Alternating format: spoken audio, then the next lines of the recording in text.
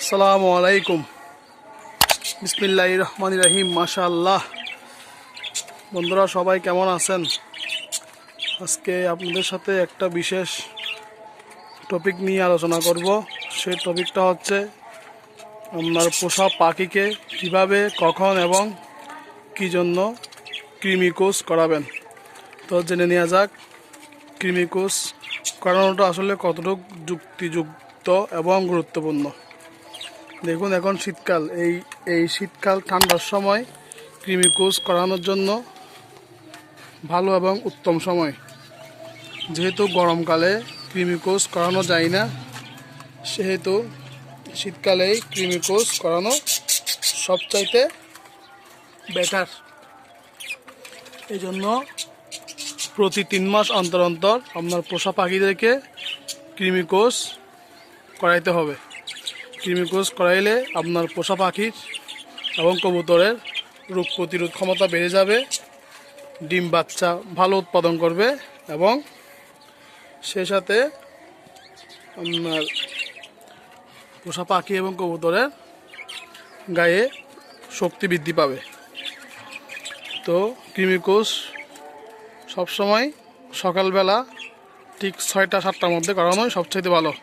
ওই সময় ঠান্ডা পড়ে এবং এগুলো করানো ভালো। তো কৃমি কোষ করানোর আগের দিন ওটস স্যালাইন খাওয়াইতে হবে। প্রতি 1 লিটার পানিতে একটা ওটস স্যালাইনের প্যাকেট মিশিয়ে আপনার পোষা কবুতর এবং পাখিদের খাওয়াবেন।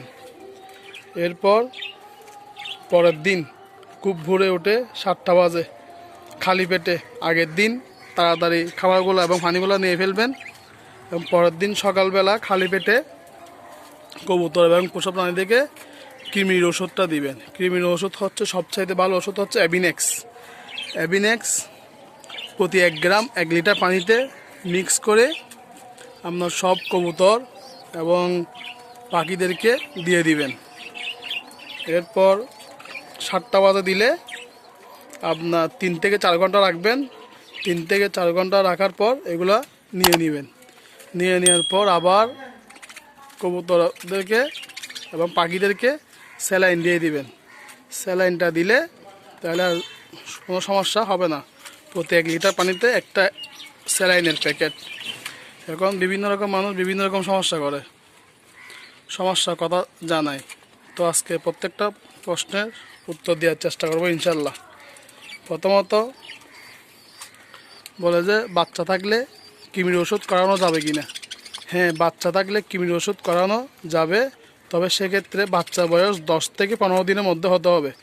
10 থেকে 15 দিনের মধ্যে না যদি কম হয় তাহলে সেক্ষেত্রে বাচ্চার মাকে কৃমির কোষ করানো যাবে না। 2 নম্বর প্রশ্ন, ডিম একটা পারছে আর একটা পারে নাই, ওই মুহূর্তে কৃমি কোষ করানো যাবে কি না। হ্যাঁ, ডিম একটা পারছে একটা পারে না, ওই মুহূর্তে কৃমি কোষ করানো যাবে। 3 নম্বর প্রশ্ন, ব্রিডিং করলে কৃমি কোষ করানো যাবে কি না। হ্যাঁ, ব্রিডিং করলেও কৃমি কোষ করানো যাবে। শুধুমাত্র একটা ক্ষেত্রে কৃমি কোষ করানো যাবে না, সেক্ষেত্রে হচ্ছে বাচ্চা বয়স যদি 10 দিনের কম হয়। 10 দিনের কম হলে কৃমি কোষ কখনও করানো যাবে না। 4 নম্বর প্রশ্ন হচ্ছে, অসুস্থ কবুতরকে কৃমি কোষ করানো যাবে কি না। না, অসুস্থ কবুতরকে কৃমি কোষ করানো যাবে না, সেক্ষেত্রে আপনার অসুস্থ কবুতরটি মারা যেতে পারে। 4 নম্বর হচ্ছে 5 নম্বর হচ্ছে কৃমি কোষ করানোর পর কী করণীয়। কৃমি কোষ করানোর পর হচ্ছে আপনার ভিটামিন কোষটা করাইতে হবে। ভিটামিন কোষ হচ্ছে প্রথমে বি কমপ্লেক্স, এই কোষটা করাবেন 5 থেকে 7 দিন। এরপর হচ্ছে আপনার ইসেল অথবা এডিই, এই কোষটা করাইতে পারবেন। এরপর আপনার জিঙ্ক জাতীয় ওষুধটা কবুতরকে খাওয়াইতে পারবেন। তবে কৃমি কোষ করানোর পরের দিন অবশ্যই আপনাকে লিভার টনিক দিতে হবে। লিভার টনিক বিভিন্ন রকম আছে, তবে এই লিভার টনিকটা খুব ভালো। এটা হচ্ছে আয়ু লিভার, এটা খুব ভালো।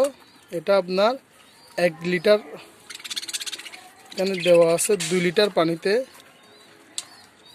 পানিতে 1 মিলি দিতে হবে। 2 লিটার পানিতে 1 মিলি দিয়ে আপনার 5 থেকে 7 দিন খাওয়াবেন।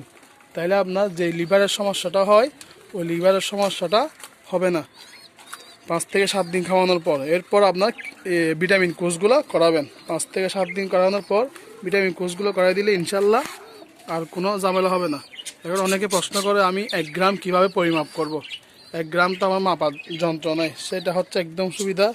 এই যে দেখেন, এটা হচ্ছে নাফা পাতা, মানে নাফার মতো, এটা হচ্ছে রেনোভা। এই রেনোভার মধ্যে যে ইয়াগুলো দেখতেছেন, এই যে বক্স, এরকম একটা ট্যাবলেটের একটা বক্স বরাবর দিয়ে আপনার নিলে এখানে বরাবর 1 গ্রাম ওষুধ হবে। এটা হচ্ছে 1 গ্রাম ওষুধ, মানে একদম খুব সহজ এবং সহজ পদ্ধতি। এটা হচ্ছে 1 গ্রাম, এভাবে করে দিয়ে 1 গ্রাম দিয়ে দিলে বরাবর 1 গ্রাম, এখানে কোনো সন্দেহ নাই। এটা নিয়ে করলে বরাবর এই বক্সের মধ্যে ওষুধ বরাবর দিয়ে একটু দিয়ে দিলে এখানে বরাবর 1 গ্রাম হয়ে যাবে। এরপর আপনাদের 1 গ্রাম 1 লিটার পানিতে অ্যাভিনেক্স, এরপর লিভার টনিকটা দিবেন। এরপর আপনার এগুলো করাবেন। এই যে আমার এগুলো গ্রিজেল হোমা, বাচ্চাগুলো দেখেন মাশাআল্লাহ আলহামদুলিল্লাহ মোটামুটি বড় হয়েছে। এগুলো মিলি হোমার বাচ্চা। দুঃখের বিষয় আজকে একটা বাচ্চা মারা গেছে মায়ের পাড়া খেয়ে শ্বাসরোধ হয়ে মারা গেছে। আমি আসলে বাড়িতে ছিলাম না, বিধায় খেয়াল করতে পারি না, ভাগ্য খারাপ। আর এইগুলা আমার কিংগুলা, ইনশাআল্লাহ দোয়া করবেন সবাই। তো বাজরিগার পাখিগুলো আছে, ভালো মুডে আছে ইনশাআল্লাহ। আপনার এগুলো মুনিয়া পাখিগুলাও ভালো রিঙে আছে। এই যেটা ফ্যামিলি। তো আর কারো প্রশ্ন থাকলে ইনশাআল্লাহ কমেন্ট বক্সে করতে পারবেন, যতটুকু সমস্যা ইনশাআল্লাহ করতে পারবো। তবে কৃমিকোষ নিয়ে যে বেসিক প্রশ্নগুলো থাকে এবং গুরুত্বপূর্ণ প্রশ্নগুলো থাকে, ওগুলো উত্তর দেওয়ার চেষ্টা করছি ইনশাআল্লাহ। এরপরও যদি কারো কোনো প্রশ্ন থাকে তাহলে উত্তর দেওয়ার চেষ্টা করবো। আপনারা কমেন্ট বক্সে কমেন্ট করবেন, আমি যতটুকু পারি ততটুকু উত্তর দিব। তবে আমার মনে হয় এর চেয়ে ভালো আর কোনো প্রশ্ন থাকে না, যতটুকু থাকে ইনশাআল্লাহ ততটুকু দেওয়ার চেষ্টা করছি। এটা হচ্ছে আমার একটা সিঙ্গেল মাদি গিরিবাস। এটা নটটা কে ধরে ফেলছে জানি না, বেচারা 2টা ডিমও দিছে। ডিমগুলো আমি সিদ্ধ করে খেয়ে ফেলছি। আর কি, তো ডিমগুলো তো ফেলে দেওয়া যাবে না, তো 2টা ডিম দিছে, তো বসবে না। এই জন্য খুব ভালো যাতে ফ্লাই করে ভালো। তো আশা করি সবাই উত্তর পেয়েছেন কৃমিকোষ নিয়ে। ইনশাআল্লাহ আমার জন্য সবাই দোয়া করবেন, আমি আপনার জন্য দোয়া করব। তো পরিশেষে একটা কথা হচ্ছে, 5 ওয়াক্ত নামাজ পড়বেন। 5 ওয়াক্ত নামাজ পড়বেন, দিনে মিনিমাম কিছু না কিছু ভালো কাজ করার চেষ্টা করবেন। তাহলে নিজের চরিত্র ভালো হবে, নিজের মনটাও শান্তি হবে। ঠিক আছে, এই বলে আমি আমার ভিডিও শেষ করছি। সবাই ভালো থাকবেন। আসসালামু আলাইকুম।